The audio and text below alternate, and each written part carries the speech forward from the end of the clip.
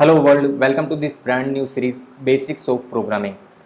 इन case अगर आपका interest software engineering में है, आप सॉफ्टवेयर इंजीनियर बनना चाहते हैं, whether you are in 11th class, 12th class, BCA, BSc, BTech और MTech in whatever, okay. अगर आप फ्यूचर में computer science currently computer science पढ़ रहे हैं या फिर नहीं भी पढ़ रहे हैं, फॉर एग्जांपल अगर आप BA BCom भी कर रहे हैं, कोई नॉन CS डिग्री ही क्यों ना कर रहे हो, पर आपका इंटरेस्ट कंप्यूटर साइंस फील्ड में है और आप फ्यूचर में सॉफ्टवेयर इंजीनियर बनना चाहते हैं, तो आपके लिए ये सीरीज़ बहुत फ़ायदेमंद होने वाली है। ठीक है, इस सीरीज़ के अंदर मैं आपको स्टार्ट से बताऊंगा कि आप सॉफ्टवेयर इंजीनियरिंग में कैसे एंटर हो सकते हैं, मतलब प्रैक्टिकली काम करके कैसे कर सकते हैं। ठीक है, जो कोडिंग की जाती है सॉफ्टवेयर इंजीनियर के थ्रू, ठीक है, वो कैसे की जाती है, क्या बेसिक कॉन्सेप्ट्स होते हैं वगैरह वगैरह, वो सारे हम डिटेल में बात करेंगे। ठीक है, अब बात क्या आती है ना, बात ये है कि देखो, कंप्यूटर साइंस में बहुत सारी प्रोग्रामिंग लैंग्वेजेस हैं। For example C language, C++, Java, Python, PHP, JavaScript and many more.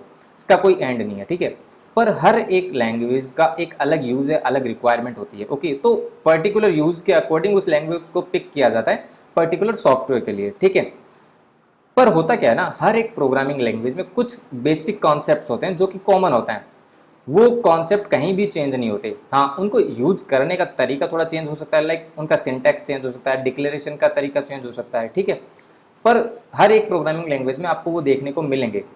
तो हम उन्हीं कॉन्सेप्ट्स के बारे में बात करने वाले हैं। मैं बेसिकली आपको वही कॉन्सेप्ट्स पढ़ाऊंगा इस सीरीज़ के अंदर। ठीक है, इस सीरीज़ के अंदर ऑलमोस्ट मैं 7 से 10 वीडियो के अंदर ये सीरीज़ पूरी कंप्लीट कर दूंगा।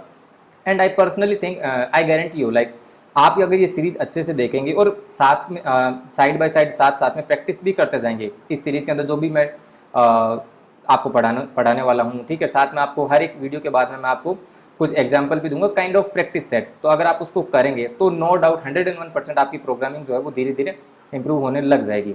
अब अगर आप चाहें लाइक बेसिक लेवल पर हैं या फिर एक्सपीरियंस लेवल पर हैं, अगर आपका इंटरेस्ट है प्रोग्रामिंग में, आपको सीखना है और आप थोड़े बहुत वीक हैं, फॉर एग्जांपल आपने अभी तक पहले नहीं किया प्रोग्रामिंग, ठीक है, तो भी कोई दिक्कत वाली बात नहीं। मैं एकदम आराम से, एकदम सिंपल वे में जितना बन पड़ेगा मैं आपको समझाऊंगा। ठीक है, तो चलो फिर स्टार्ट करते हैं। सबसे पहले देख लेते हैं कि लिस्ट ऑफ कंटेंट क्या है, इस सीरीज़ के अंदर मैं आपको क्या क्या टॉपिक पढ़ाने वाला हूँ। ठीक है, सबसे पहले हम बात करेंगे programming introduction, then programming environment के बारे में वन बाय वन बताऊँगा। ठीक है, आज की वीडियो में प्रोग्रामिंग इंट्रोडक्शन और एनवायरनमेंट के बारे में मैं आपको बता दूंगा। ठीक है, नेक्स्ट वीडियो होगी डेटा टाइप पर, उसके बाद जो वीडियो होगी वो वन बाय वन होगी हर एक टॉपिक पर।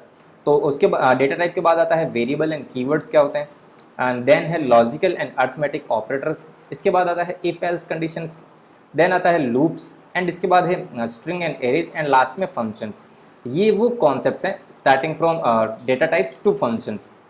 ये बेसिकली वो कॉन्सेप्ट कह सकते हैं या वो कंटेंट कह सकते हैं जो कि आपको हर एक प्रोग्रामिंग लैंग्वेज में मिलेंगे। जैसा मैंने पहले बताया, सिर्फ यूज़ करने का तरीका थोड़ा बहुत ऊपर नीचे हो सकता है, थोड़ा बहुत चेंज हो सकता है। ठीक है, बाकी आपको इन्हीं के अंदर काम करना है। ठीक है, ये बेसिक्स मैं बता रहा हूँ। ठीक है, अगर आपको एडवांस लेवल पे पढ़ना है तो आप चैनल को अभी सब्सक्राइब कर लीजिए, बिकॉज इस सीरीज़ के कंप्लीट होने के बाद मैं आगे और भी सीरीज़ लाऊंगा, उसके अंदर programming languages, particular programming languages की भी सीरीज़ बनाएंगे और पर्टिकुलर कोर्स भी बनाएंगे, like for web development, mobile application development. ठीक है, पर वो बनाने से पहले मेरे लिए ये सीरीज़ बनाना ज़्यादा ज़रूरी है, बिकॉज हो सकता है आप में से काफ़ी सारे स्टूडेंट ऐसे हों जो कि नॉन CS बैकग्राउंड से हो, राइट, या फिर 11th-12th से हो, जो कि प्रोग्रामिंग में कंप्यूटर साइंस फील्ड में जस्ट एडमिशन लेने वाले हैं या फिर जस्ट नए हो, राइट। तो इसीलिए मैं बेसिक्स पहले क्लियर करवाऊँगा आपके। ठीक है, तो चलो सबसे पहले देखते हैं प्रोग्रामिंग इंट्रोडक्शन। देखिए, अगर टेक्निकल डेफिनेशन देखें प्रोग्रामिंग की तो क्या होती है, a computer program is a sequence of instructions written using a computer programming language to perform a specific task by the computer. मतलब ये कि अ सेट ऑफ इंस्ट्रक्शन, मतलब जो नंबर ऑफ लाइन्स का आपको कोड लिखना है जो कि कंप्यूटर प्रोग्रामिंग लैंग्वेज समझ सके कुछ पर्टिकुलर टास्क को परफॉर्म करने के लिए।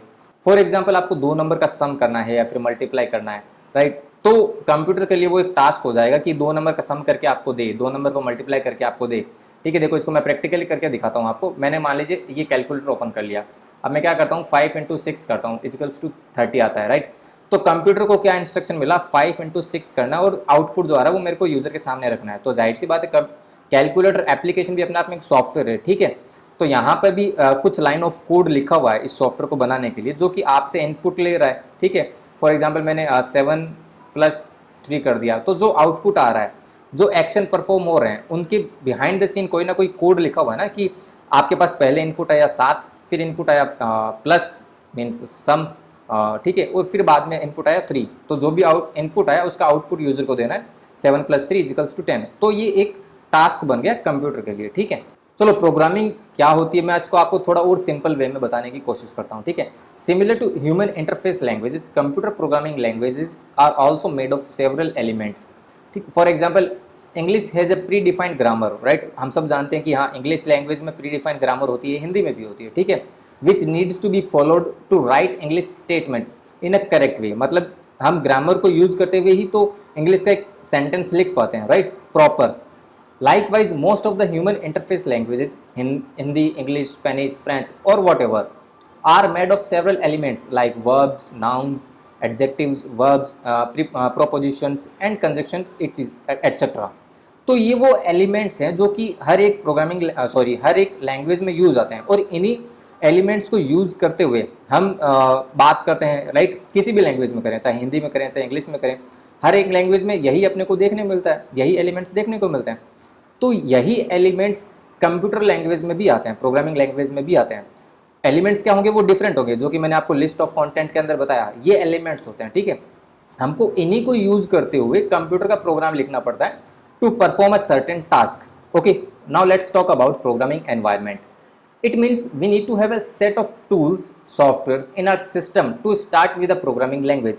In simple words, अगर हमें कोई प्रोग्रामिंग लैंग्वेज पे काम करना है, कोड लिखना है, ठीक है, उसको एग्जीक्यूट करना है, बाद में आउटपुट देखना है, तो जाहिर सी बात है हमारे सिस्टम में वो टूल्स होने चाहिए, वो सॉफ्टवेयर्स होने चाहिए जिसमें हम कमांड्स लिख सकें, राइट कर सकें कोड को, राइट। जो फिर कोड राइट करेंगे उसका आउटपुट हम देख सकें। जैसे मैंने अभी वो आपको ये बताया, कैलकुलेटर का एग्जाम्पल दिया, राइट। तो कैलकुलेटर तो हमारे सामने फाइनल आउटपुट है, राइट, काइंड ऑफ एक टूल ही है जो कि सॉफ्टवेयर है जो कि हमें देखने को मिल रहा है। पर इस सॉफ्टवेयर को बनाने के लिए कुछ ना कुछ तो कोड लिखा गया होगा ना, ठीक है। वो कोड लिखने के बाद जिस डेवलपर ने बनाया उसने भी तो टेस्ट किया होगा, राइट। तो वो टूल्स एंड वो सॉफ्टवेयर्स ही प्रोग्रामिंग एनवायरनमेंट कहलाते हैं, ठीक है। तो देखो इस सीरीज़ के अंदर मैं आपको जो जितने भी सारे कॉन्सेप्ट्स हैं उनको जो प्रैक्टिकली करके बताऊंगा वो मैं करके बताऊंगा जावास्क्रिप्ट के अंदर, ओके। अब जावास्क्रिप्ट ही क्यों, जावास्क्रिप्ट इसलिए वो बिकॉज ट्रेंडिंग लैंग्वेज है, मैं खुद इस पर पर्सनली काम करता हूँ, और one of the top language, अगर आप गूगल सर्च करेंगे ना टॉप 10 लैंग्वेजेज इन 2021 और ओके, तो आपको मिल जाएगा JavaScript is the number 1 language, okay. जैसा मैंने स्टार्ट में बताया, कॉन्सेप्ट सारे सेम हैं हर एक प्रोग्रामिंग लैंग्वेज में, माइनर से सिंटैक्स चेंज हो सकते हैं। आपका मेन फोकस होना चाहिए कि जो कॉन्सेप्ट मैं आपको समझाऊंगा उनको अच्छे से समझना है, उनको अच्छे से प्रैक्टिकली ट्राई करना है, इम्प्लीमेंट करना है। फिर आप टेंशन ही मत लीजिए, आप फिर चाहे सी लैंग्वेज पढ़ेंगे, चाहे PHP पढ़ें, या फिर कोई और लैंग्वेज ही क्यों ना पढ़ें, अगर आपके कोर कॉन्सेप्ट क्लियर हैं तो आप किसी भी लैंग्वेज को अच्छे से पढ़ पाएंगे, उसके अंदर आगे अपना करियर परस्यू कर पाएंगे, ठीक है।